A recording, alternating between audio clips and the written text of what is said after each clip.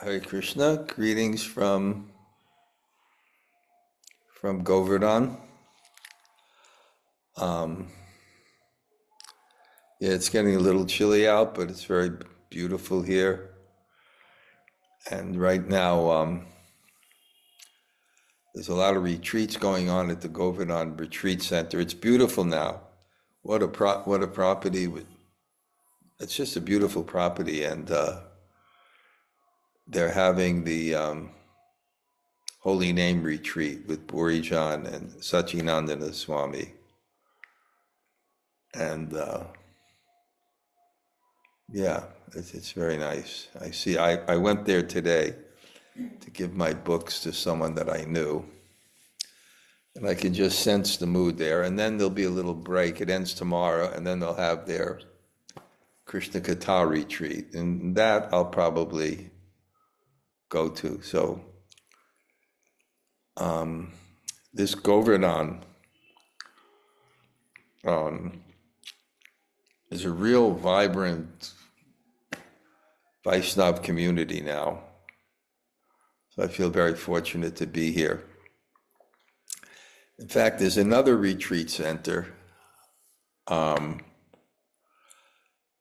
Seva Kunj, I think it is.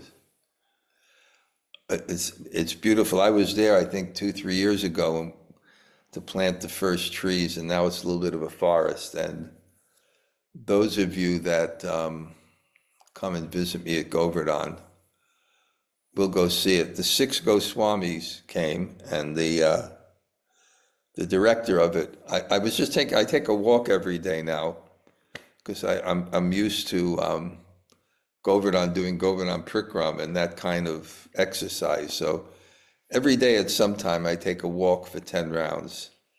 So I decided I would kind of walk all the way there, thinking that when some of you come here, that's what we'll do the first day. And I met the director, and the 6 Goswamis came.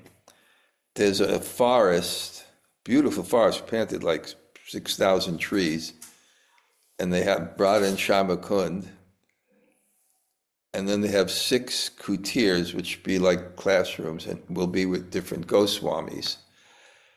And Bhakti-Vigyan Goswami told me that Pundarik Goswami, he's a young guy, but he was giving Krishna-katha like when he was 6 years old. He comes from a very illustrious family. And he came to see the project. And when he saw these beautiful deities of the 6 Goswamis, he said, we have to learn from you. Somehow, Prabhupada's potency is amazing. There's so many powerful, these people have thousands and thousands of disciples, and they're powerful katha. But somehow or other, the things these 2 retreat centers, I think on the other side there's 20 acres. I think they have a couple of acres, and then someone bought around them that they'll make into a forest to always keep it kind of sacred. And this one is 6 acres, and it's beautiful. But what he said, he was so enthusiastic, and he said that what he's going to do is contact all the Goswami families from Vrindavan. Because the Goswami families mean that the Goswamis, they all established the temples. These 6 Goswamis, each one of them has a temple, basically in Vrindavan. And they had Grihastha disciples, and from those Grihastha disciples, they're still descendants. So I know there was a famous descendant of Raghunath Bhatt Goswami here who was giving lectures at the Govardhan Retreat Center. And of course, they're from Radharaman. And so he wants to bring those families here. And when they install those 6 Goswamis, the representatives of each of the Goswamis will do the puja. So anyway, I just walked over there today, and it was quite the other retreat, Govardhan Retreat Center. and it's just enlivening the Vaishnavas. Yeah. And of course, I'm naming my small ashram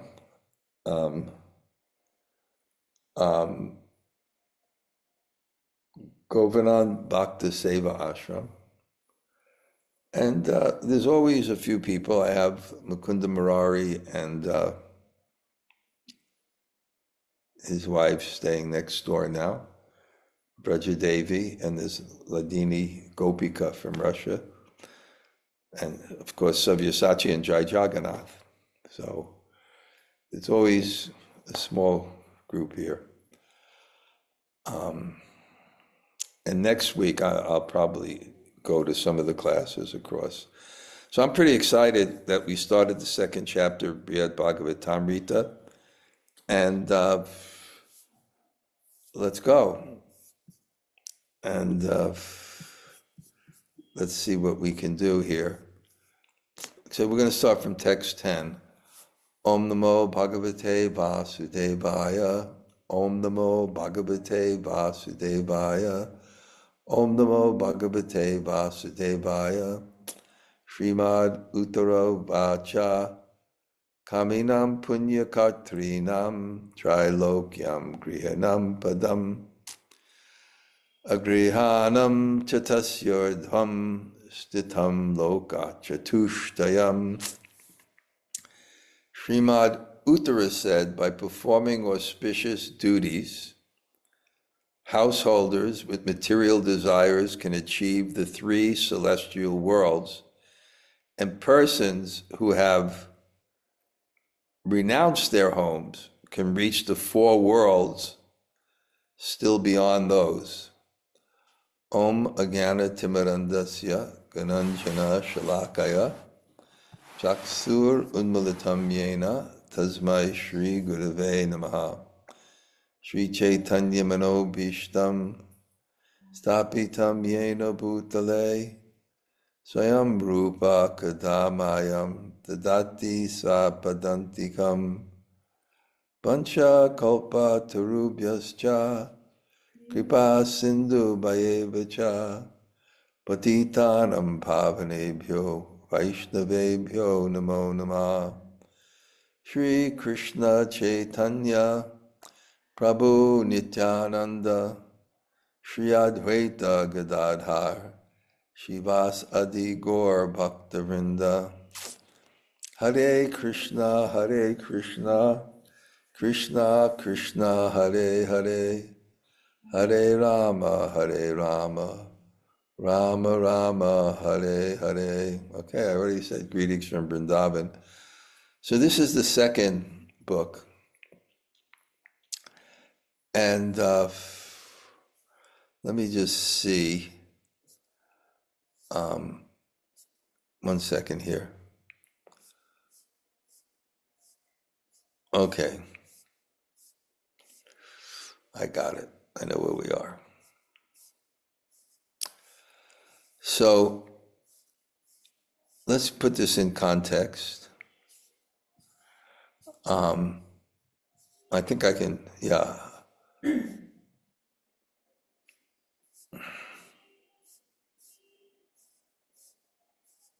Okay, come back there.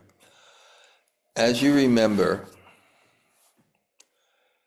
Sanat Goswami had to give Lord Chaitanya's teachings to the world. Tasyam Prama Antim, this high thing of the gopis. That's what Lord Chaitanya came to give. Probably in this class, I'll quote it many times. Anarpita charim charat karunaya vitirna kalo samarpyatam unatoj vala rasam swabhakti swayam. Swabhakti swayam. Krishna is giving his own bhakti to himself, which he came to relish in the form of Chaitanya Mahaprabhu, to taste his own ecstatic love of himself. And now he has these followers and they're not ordinary. This is the chief minister, the home minister, the chief logician, the son of the chief priest of the most prominent temple in India, the son of the richest man, the nephew of the chief minister and the home minister. So he has these. So Sanatana Goswami is the eldest, and he is the guru. You know, I heard Prabhupada say something when I'm doing my deity worship today, and I think I really, before you go, I really want to give you darshan of Haridasvarya and Punyadri Maharaj. The worship here is extraordinary. Sladini Gopika, every morning she picks out, just goes down the street and gets this beautiful red rose garland for my deities and smaller garlands, and it's just the worship will show you.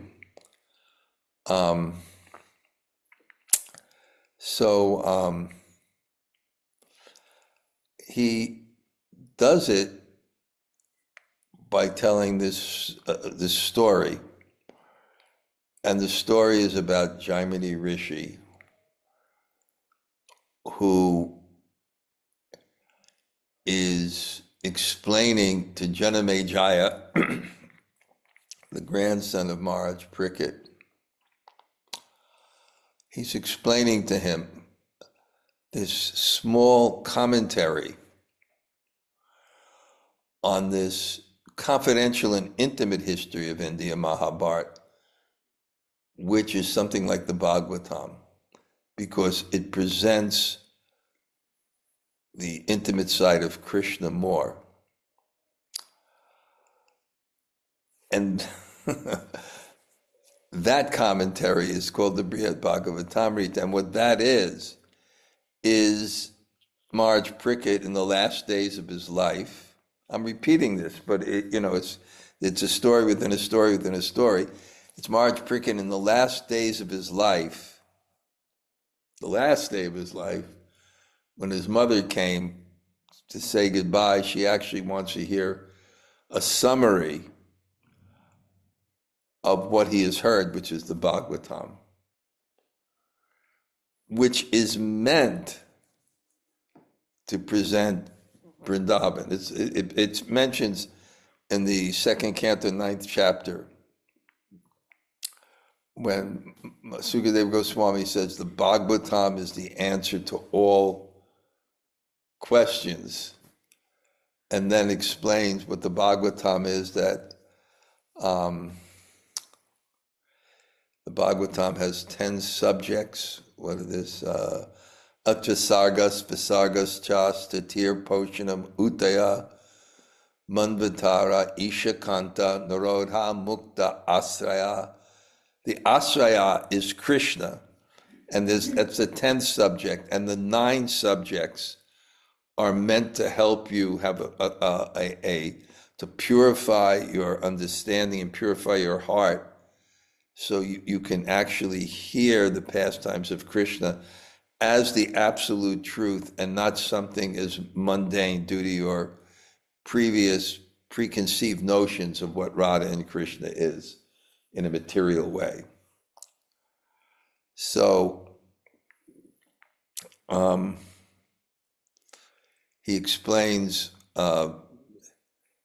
he begins to tell his mother, Maharaj Parikshit, this summary of the Bhagavatam. In other words, what I was trying to say is it's all meant to explain the 10th canto, and the smiling face of the 10th canto is like the face, the first canto is like the feet, to actually have that intimate understanding of Krishna, which is the 10th canto, and the smile of the 10th canto is like the lotus face of Krishna, the lotus, beautiful, and the smile is the rasa dance. So it's all meant to understand this without any misconception. So he begins to explain a story that parallels the Bhagavatam in terms of its philosophical trajectory. And he does this by explaining the Narada going to different devotees. You're all familiar because the story we went together. So it goes from different stories, different persons. And one is higher than the other, higher than the other. And then we went to Dwarka. We were all in Dwarka together. And that pointed to the gopis. So all this is happening. This is Janamejaya explaining this. This is Jaimini Rishi explaining this to Janamejaya. So after he explains this what we've heard as the Bṛhad-bhāgavatāmṛta, which was the first book, there's 3 books, when he's heard this, and it came to this culmination of Krishna explaining to Satyabhama of why the gopis are the best devotees, which was the whole objective of Narada Muni's search for the one who has the topmost recipient of Krishna's mercy. When he went to this whole thing, then Janamejaya is saying, this is like incredible, and I don't end, I want to hear more about this story. And Jaimini Rishi says it's very confidential. And confidential things are not often revealed. Confidential means, I think we can understand in 2 ways. Confidential is not revealing something which you understand, which if you express it, others will misunderstand or abuse, a secret you have.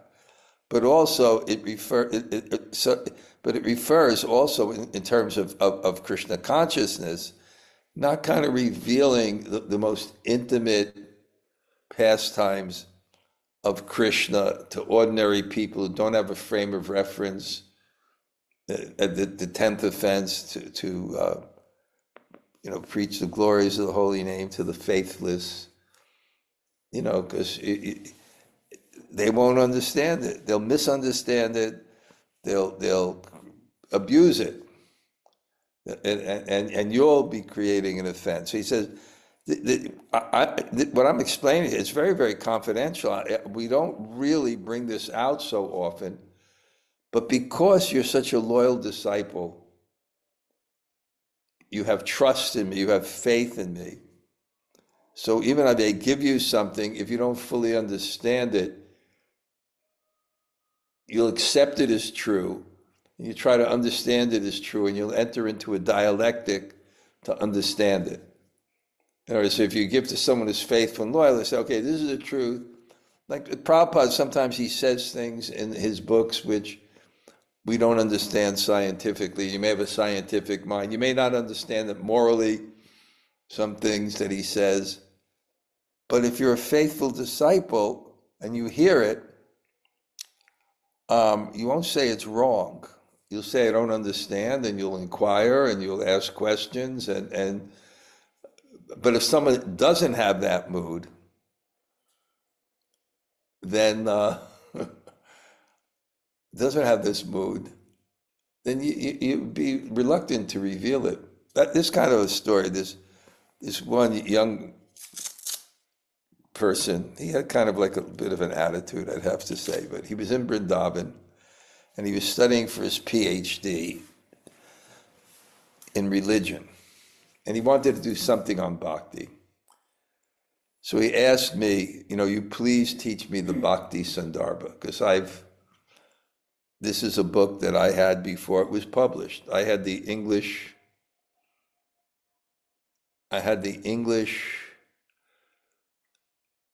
printout of it before it was published. I was the only person in the world who didn't understand the original Sanskrit, who understood the Bhakti Sandarbha, because before it was published, I had it. It's an incredible book. So this person wanted to study with me. So I'm explaining it to him, and he had an attitude, and all of a sudden he says, I disagree. I said, okay, get lost. And then what's the use of me teaching it to you? I knew what I was saying, and different possibilities were there that maybe I didn't say it clear enough, or maybe you didn't have the frame of reference to understand it. But with that attitude, what was the use of trying to teach him? So he says, I'll explain it to you. So he continues the story. And what's the story? The story is Uttara and Bṛhad-bhāgavatāmṛta. So Uttara has now just heard the first, has heard this story that we have all heard, but there's more. There's more. And when I figure out what's more, what's going to happen now, as the speciality of bhakti was explained in terms of a gradation of devotees that culminate looking for the topmost devotee and culminating the gopis. Now the second part of the book,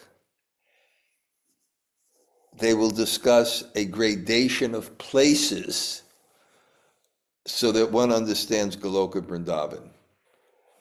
And really, understanding the people is understanding the place is understanding the people.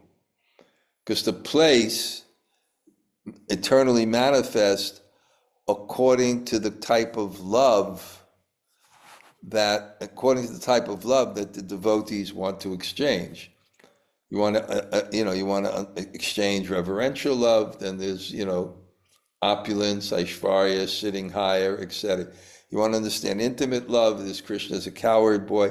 You want to understand, more intimate love, it's Radha Kund. Less, there's Govardhan.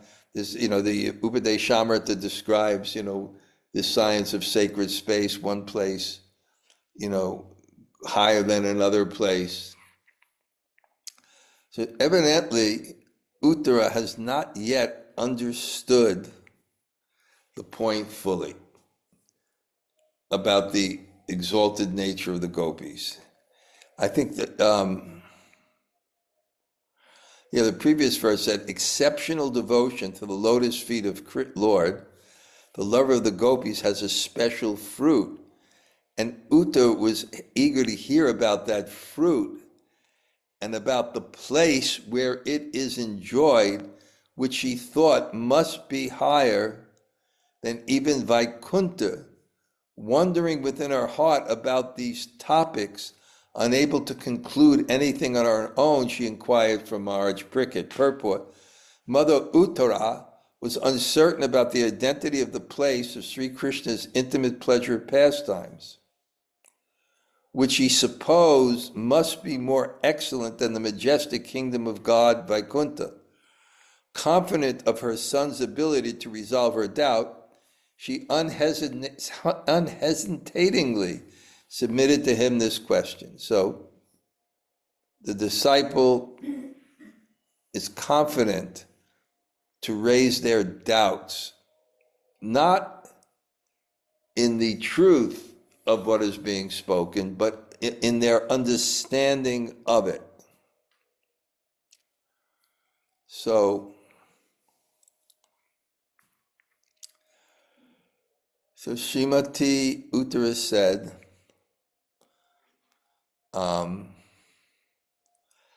so she said, now she's going to talk about different places.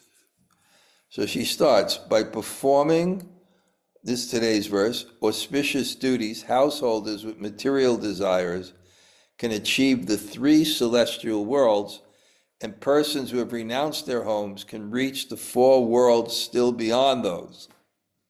So there's different planetary systems. So Christians think that heaven is the highest, but we understand heaven as Swarga Loka. It's the highest material place. It's not yet the transcendental world. So these misconceptions have to be cleared. So she's asking, by puṇya-kartḍināṁ, auspicious activities, the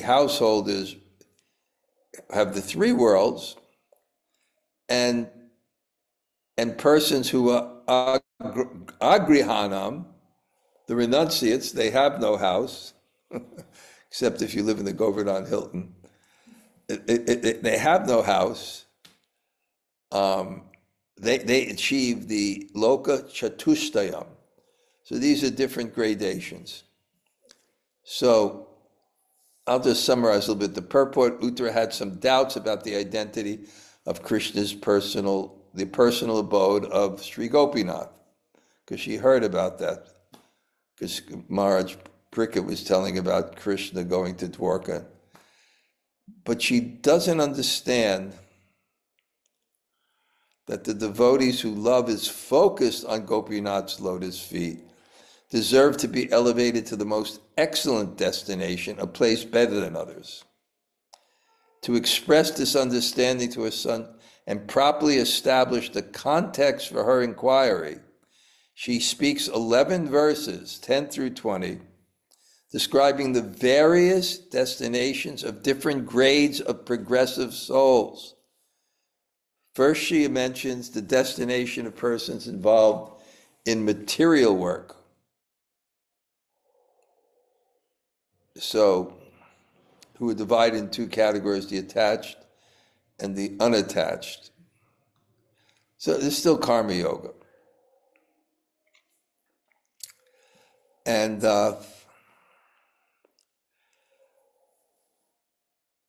so these are within the three planetary systems, and they're not ordinary like modern materialists, but they satisfy their desires through the auspicious ritual duties of the Vedas.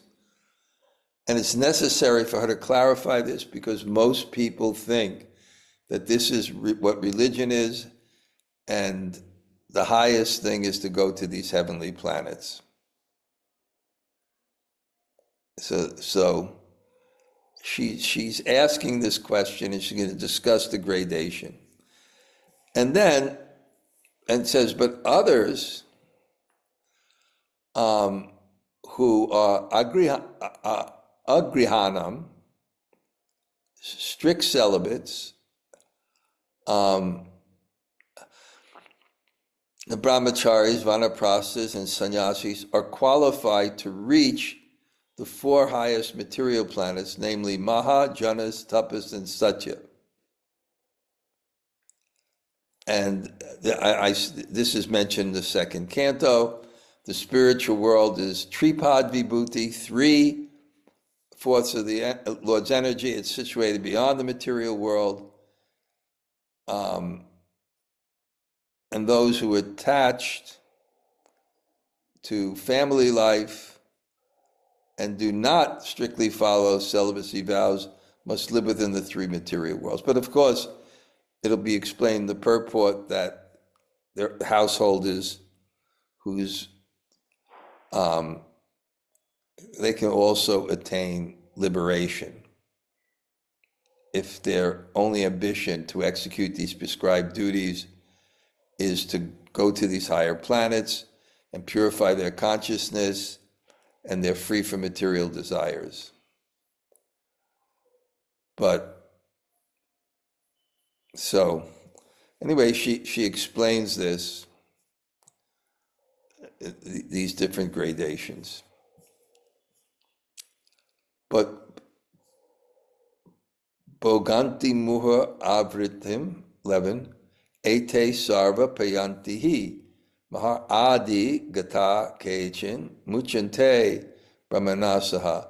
But when their enjoyment ends, all these persons must return to the mundane earth.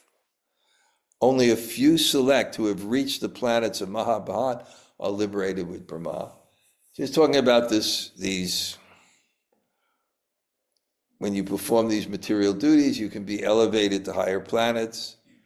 Some can go further, but mostly, puṇya-kartḍāṇāṁ. There's a verse in the Bhagavad Gita I used to know.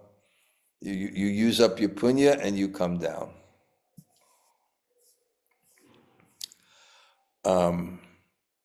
Purport: materially ambitious people must accept repeated births. Let's all not want to go through what we've already gone through again. My God, PS 200, PS 272, John Wilson Junior High School, Canarsie High School. I don't want to go through that again. The insecurities, the competition for sense gratification, growing up in complete ignorance without any transcendental knowledge. It's like a razor's edge. I don't know how I made it. It's only Prabhupada's mercy, really. So many paths on the way. Who knows what could happen? It's only Prabhupada's mercy.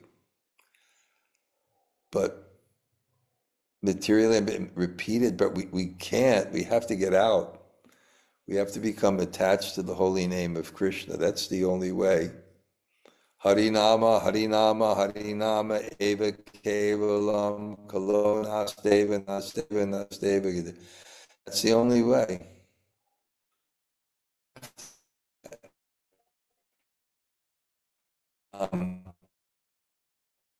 And those ambitious people, the persons who are dedicated exclusively to prescribed duties, can achieve liberation when they finish enjoying the results of their good work. But for persons whose renunciation is incomplete, in other words, grihasta, they said two types of brahmacharis, attached and detached. The attached brahmachari can enter into the grihasta ashram, but the purpose is detachment. There's enjoyment in the grihasta ashram, but the purpose is to go through it and be detached. And I honestly see that sometimes when I see some of my grihasta god brothers that are very serious. Burijan Prabhu, Ravindra Swarup Prabhu, people, I see that they're quite detached, going through that experience, sometimes more than the sannyasis.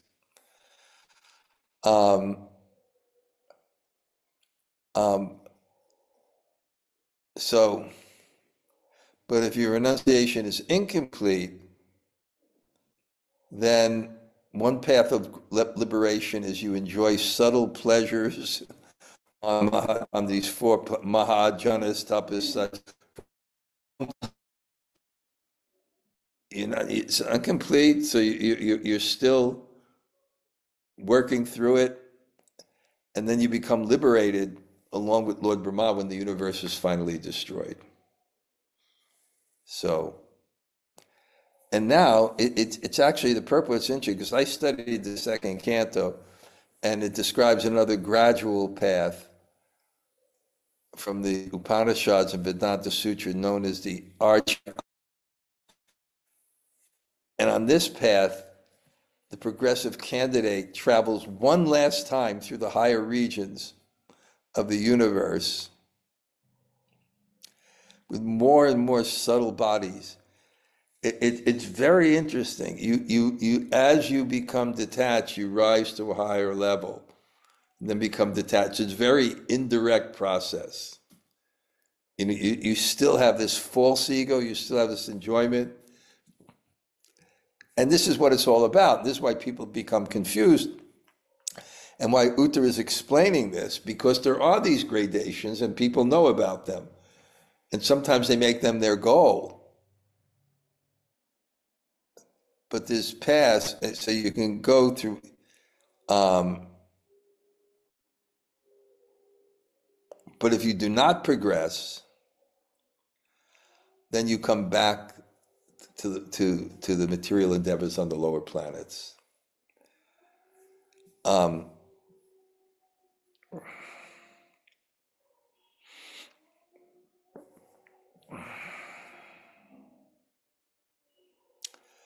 So this is the point, that material elevation to the higher planets doesn't assure liberation from birth and death. Some can do it, because they can take that as like a stage, and they purify their desires, and they become increasingly detached. In other words, you can purify your desires and become detached from them, or you can purify your desires and become more indulgent.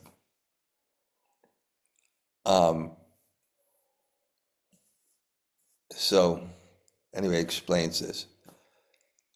The fully successful transcendentalist enter the supreme abode along with Bṛhma during the final annihilation, the end of Brahma's life. This is a little bit technical stuff. We'll read another verse. Some persons enjoy pleasures in the upper regions, like the realm of fire, and attain gradual liberation. And aesthetics, fully devoted to spiritual knowledge, quickly obtain liberation. So there's indirect paths and there's direct path. Burini Karmani, the Sutta Goswami, the sages of Naimisharanya, they asked that. Burini Karmani. Burini. There's so many works, so many activities. What is the ultimate and absolute good? You can get lost. The Vedic process is very gradual and progressive, and you purify yourself. You take a higher birth, and then, it's 100 births perfectly executed without any fault. You get Lord Brahma's position. So it's very...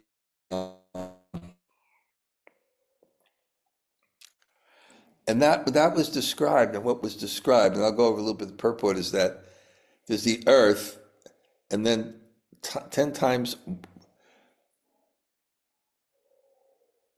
bigger, the diameter around the earth is the water, and then 10 times bigger is the fire, earth, water, fire, air, ether. So there's an indirect path where you go through them and you can enjoy. For earth is the fragrance, water is taste. So you go there's 40 billion miles, because the universe is 4 billion miles, 40 billion miles of the water element, and that's taste. It's very alluring. And then earth, water, fire is sight, the visual. And then air is the touch, like 400, 4,000, 40,000 billion. It's God's creation, it's unlimited. And then you finally come to air, sound. So he said, expert practitioners of yoga can follow this path. The first destination is fire, because we're in the earth, real fire. Beyond that, in the second canto, it's described, the mystic pass over the Milky Way, then he goes to the planet of fire, where he becomes cleansed of all contamination, goes higher. And it describes, this isn't, if you have the book, or it's the second canto, second chapter, verses 24 to 41, and it describes this indirect path. The duration of life in Satyaloka is calculated to be 15 trillion 480 billion years on Satyaloka. And on that planet, there's neither bereavement nor old age death. There's no pain, no anxiety, save except there's a feeling of compassion sometimes for those unaware of devotional service, who are subjected, that's us, to the unsurpassable miseries of the material world. We're not the controllers, we can't be the enjoyers, and as long as we want to be the enjoyers, we're going to suffer, because things are not going to go our way. It's such an illusion. Now I'm a little fearful. Everyone has their ups and downs, their crises, health, politics, etc. Knock on wood. Right now, everything's kind of peaceful for me, but I should not fall into the illusion of I'm the enjoyer, because things are one of the rare times where everything seems nice and no major problems. Everything's kind of where I want it. I'm sitting in this chair, I'm chanting in the morning a lot, loving it, going out. Prasadam's brought to me from the temple. Before Bhakti-Vigan Goswami would go, I wake up early, I chant a lot, and then deity worship here is so beautiful. And then, I wouldn't eat till about 9:30 or something. But I knew that I'd have lunch at 11:30 at Bhakti-Vigyan, so I wouldn't eat that much. Then I'd walk to Bṛhad-bhāgavatāmṛta and take with him. Then you come back, rest a little bit, then you can read and write. And then, when people are here, then there's a class. So, and then after reaching Satyaloka,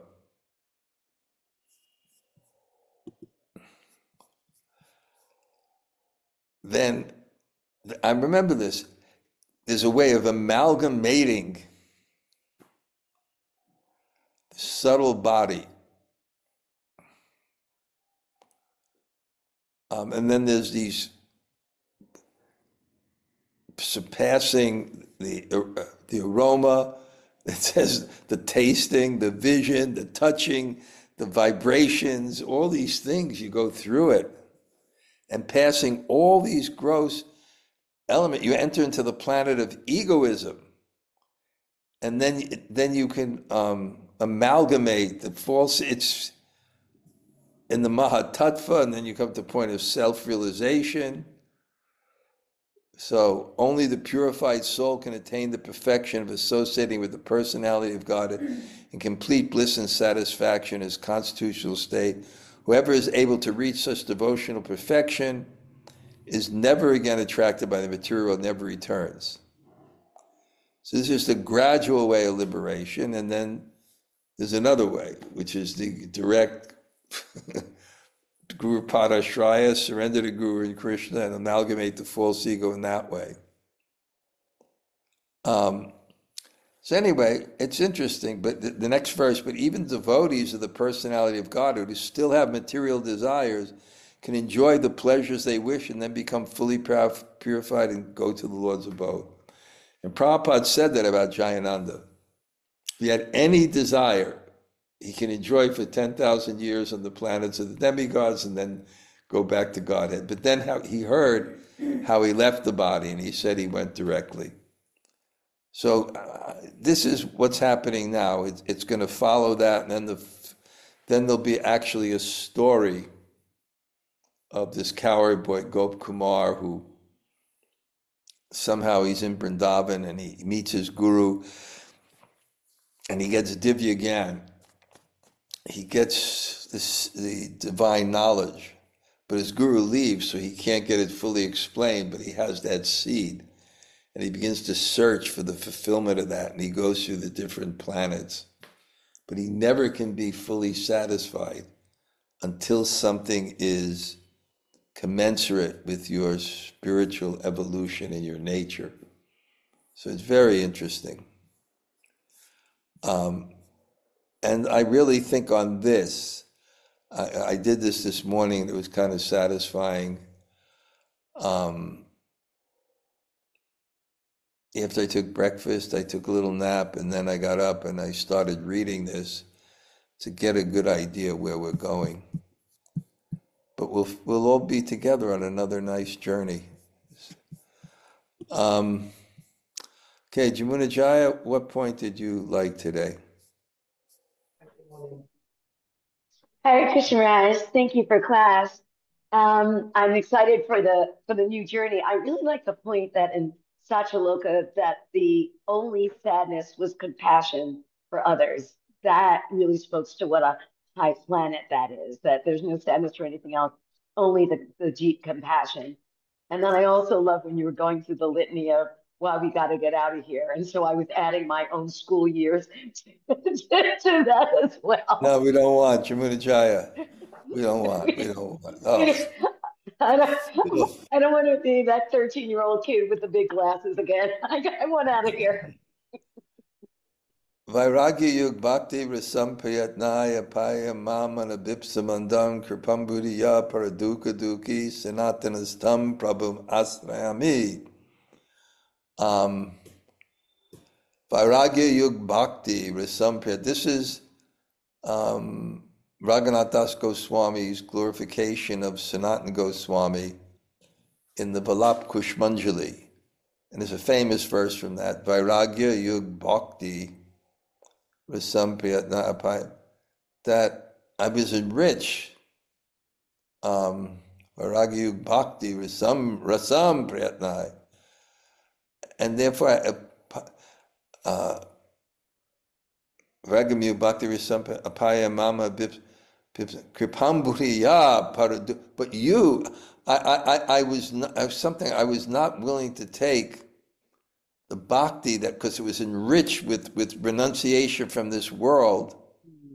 I wasn't willing to take it, but kripamburiya, but you're an ocean of mercy. Paraduka duki, you have no suffering except for the suffering of others. So that's good. Okay. Anyone else? Gail, are you there? Gail, you have a question for me? Hare Krishna Maharaj. No. Okay. My inspiration was only PS 235. Okay. I don't want to go through that. There was one point, Gail, that wasn't clear. I can't believe you didn't catch it. When I was saying it, I was worried because there was one small point in the purport. This doesn't make sense. I hope Gail doesn't catch it. Krishna, I guess Govardhan fulfilled my desires.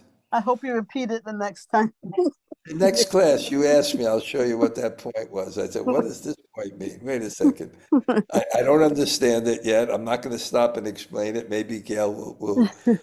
Usually you catch it. Must be old age, Gail. It's definitely not that, because I haven't reached there. Okay. Anybody else like to say hello? Hare Krishna, Guru Maharaj, Tota Gopinath here. Okay, Tota, Haribo. Great to hear you walking. Okay, yeah, great, yeah. Haribo. Anybody else? Haribo Maharaj. It's Bhakti Devi. Bhakti, I was getting all these ecstatic pictures of you and your god sister in Vietnam. Yeah.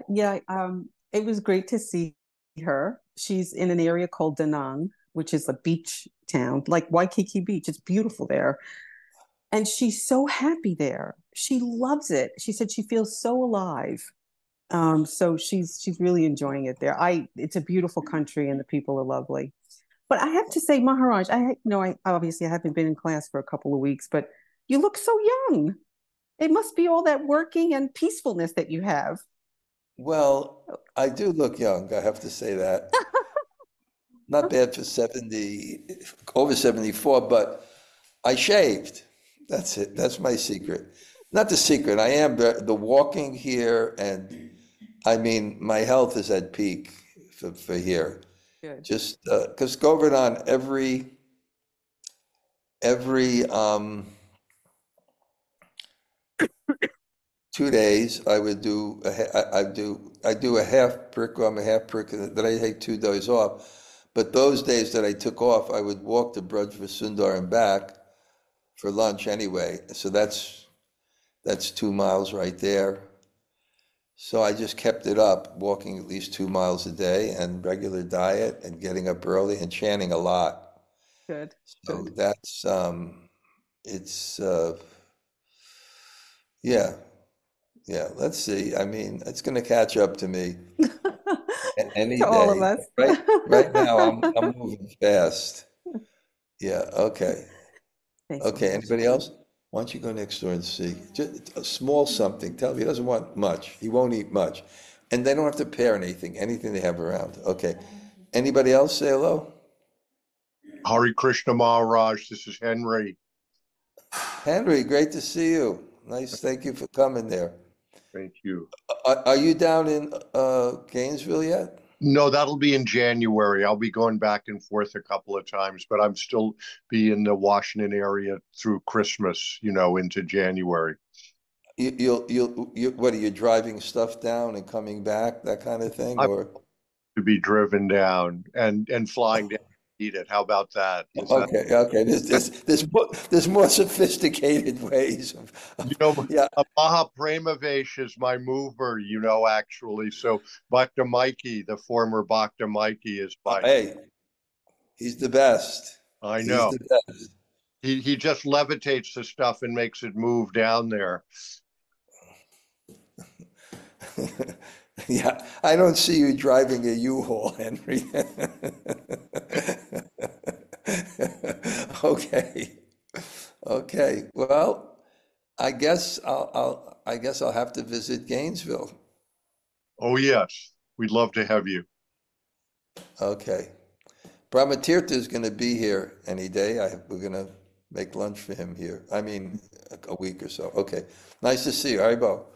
Anybody else like to say hello? Hare Krishna Garaj, Lal Govinda. And Bṛhad, thank you for class. Okay. Haribo. Nice to see you Well, both. Nice to see Okay. you. Thank you. Yeah, you just were here, Bṛhad, you know. I know. Did you go to Kusum Sarovar last night? I did. I did. Oh, Why? wow. It was on video or something? It's like it broke the internet. I had serious FOMO. Could not believe I was just there and missed that. This looked like amazing time. Oh, what do you mean it broke the internet? Well, like it was just all over my social media, like the kirtan, It that wasn't Maha kirtan. live that you can watch it or just? Yeah, I didn't catch it live. I just saw a bunch of like videos from people sharing it that were there. Yeah, I came, but I came at 5, I left at 6:30. It probably went into Yeah. it kind of went into the night, but Mhm. I, early to bed, early to rise. You got to make Yeah, your yeah. decisions there. Yeah. Yeah, it was pretty good. I saw Indradyumna Swami Mm. after about 4 years. Oh, wow. Yeah, I told him that when they have their big Kirtan Fest in Rishikesh, he met this Mhm. guy that's given this whole huge ashram with a hall, and it's Hmm. packed. He said you can't even get in, Wow. all Westerners, and they're involving Kaustubha and Raghunath to set up a Wisdom of the Sages Oh, thing. we went there in Rishikesh, I think. Yeah, It's at the MVT or something, right? In no, Rishikesh? no, no. Oh. It's much bigger than that. Oh, uh-huh. It's this powerful sadhu's place. It's a whole story. Oh, wow. But yeah, Raghunath and Kaustubha will be there giving classes because Indradyumna Swami says we're great at introducing people, but they have a system of educating them. So I Mhm. thought I would visit my cousin, Maseva Bharti, Hmm. because she's 77. So I'd visit her a couple of days Hmm. and then maybe fly to Nepal for a few days because I have a Oh, wow. tourist, so I have to go out because I want to stay Mhm. now till the beginning of April. I kind of like Yeah. it. Okay. All right, well, Hare anybody Bal. else say hello?